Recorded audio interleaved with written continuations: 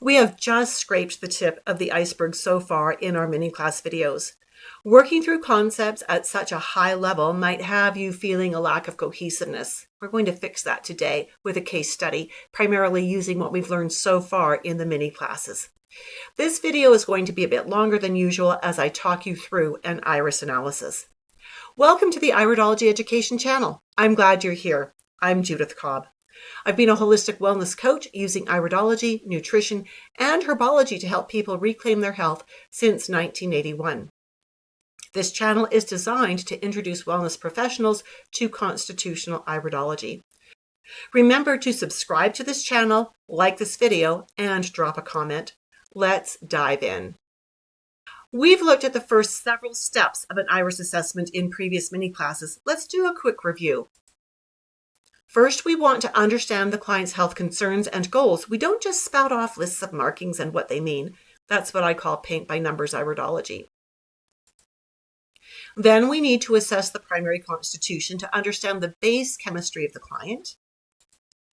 And we need to assess the constitutional subtypes to broaden the understanding of that base chemistry of the client. We need to assess the structural subtype. This gives us a lot of information about how the client's body is put together and predispositions to specific physiological tendencies. Now we're at the point where we want to note the markings that are relevant to the current situation. We don't need to note every marking ever, only the ones that give us more information about what we need to address now, and there can be a lot of them. We then want to ask pertinent questions tying health concerns and iris indicators together. Not only does this give you a deeper, more targeted information base, but it speeds the rapport building. And finally, make specific recommendations aiming to not overwhelm the client. Our client in this case was a 38-year-old Asian woman. She was 5 feet 6 inches tall and weighed 130 pounds. She and her husband had been trying to conceive for 3 years and had accessed the fertility clinic in that time, but had not had any success. Let's work through the information the eyes provide. If you aren't familiar with some of the terms I'm using, go back through previous videos to pick them up. Our client's constitution is hematogenic, which suggests a predisposition to blood and liver concerns. Remember, it is not a guarantee of those types of issues, just an increased predisposition. You already know how important the liver is in hormone balance and at least 499 other things, right? Keep that tucked in the back of your mind. Her constitutional subtype, and she only has one, is ferrum chromatose. This suggests an increased risk of iron-related blood concerns, especially things like anemia or hemochromatosis. She is the anxiety tetanic structural subtype. She's got contraction furrows and radial furrows. This type tends to internalize stress and spends a lot of time in sympathetic response. She potentially burns through B vitamins, vitamin C, calcium, and magnesium very quickly. You'll remember how important the B vitamins are for liver function too, right? Now we're ready to look for specific markings. We're actually going to focus on the placement of the radial furrows. Remember, these show us where there's a high potential for nerve feed interruption, and these are inherent. She's always had them, and she always will. She's got them in the pituitary region, the ovary region, pancreas regions. So here's a bit of her case history. When we started working together, her menstrual cycles were typically 90 days. That's a red flag for PCOS. PCOS has a strong connection with insulin resistance and type 2 diabetes. Let's go back to the markings. The radial furrows in the pituitary, the pancreas, and the ovaries. I asked her if anyone had ever suggested that she had PCOS. She said yes. So then I asked her if they also had suggested that she had type 2 diabetes. Again, she said yes. I also had to ask her if she had been given any medications, and yes, she had metformin, which she was taking regularly, and she had 1 round of Clomid left. She'd already done 2 rounds.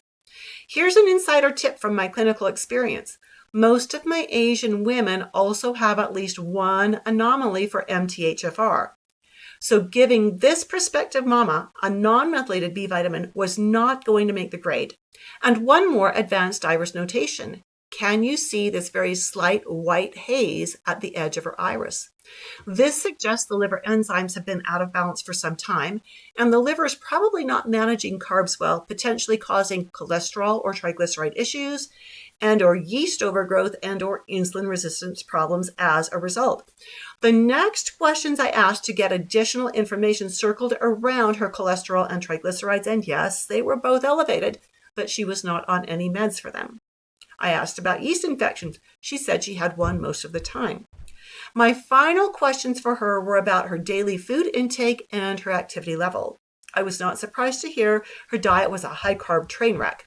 Every meal and every snack was loaded with some kind of refined sugar or high fructose corn syrup, and the fertility clinic had not given her any dietary advice. And she was also extremely sedentary. So now it's time to start crafting recommendations. I usually take dietary work slowly, 1 or 2 specific changes per appointment, but this couple was motivated, and given her age and lack of success with metformin and Clomid, they were on board to do some radical work. Diet-wise, we got rid of the refined sugars, we added 20 to 30 grams of protein per meal, we increased her healthy fat intake with olive oil, avocados, nuts, and seeds, and increased her low-carb vegetable intake. I had her quit drinking fizzy beverages and juice to replace them with filtered water.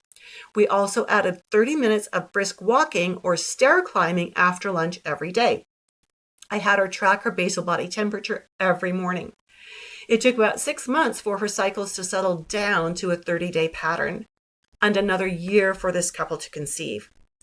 At the 6-month mark, she brought in labs showing her HbA1c, her insulin, cholesterol, and triglycerides were all now in the healthy range. In the 18 months, we met monthly to review her temperature charts and modify her supplements. We used a prenatal vitamin that has methylated folate and methylated B12, lots of omega-3, vitamin D, and several other herbal and vitamin mineral supplements as warranted by her symptoms and her temp charts. At the 18-month mark, they announced they were pregnant. I'll admit, I shed a tear or two of joy. This couple had worked so hard to get to this point. We continued to meet throughout the pregnancy. She did not develop gestational diabetes as her doctor said she would. She had a healthy pregnancy with a 4-hour labor and delivered a beautiful baby. Iridology helped me understand why this woman had fertility challenges, and that made it all the easier to create programs and recommendations that were appropriate instead of using cookie-cutter generic programs. If this has you curious about finding out what it takes to learn iridology, let's take just a moment to sort that out. To begin with, you need to have completed a college-level A&P course of at least 60 hours or hold a current license as a health professional. The Dynamic Iridology Assessment System for Health Professionals course is a 45-hour live instruction interactive course. We meet once each week for 20 weeks via live stream with additional group mentoring twice each month. This course includes all the curriculum and mentoring required by the International Iridology Practitioners Association to prepare students to take the certification exam. If this sounds like the kind of course for you, reach out to me via direct message or go to iridology.education/course-info to learn more and to set up a one-on-one chat with me to talk about your goals and the course. If in our meeting it looks like Dynamic Iridology is a good fit, I'll invite you to enroll. I look forward to speaking with you soon.